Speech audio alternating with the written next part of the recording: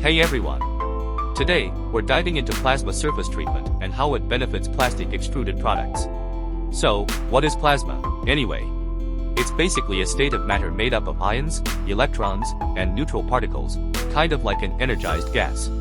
When we use plasma for surface treatment, it transfers energy to the surface of the material, triggering all sorts of reactions, like collisions, rearrangements, and even crystallization.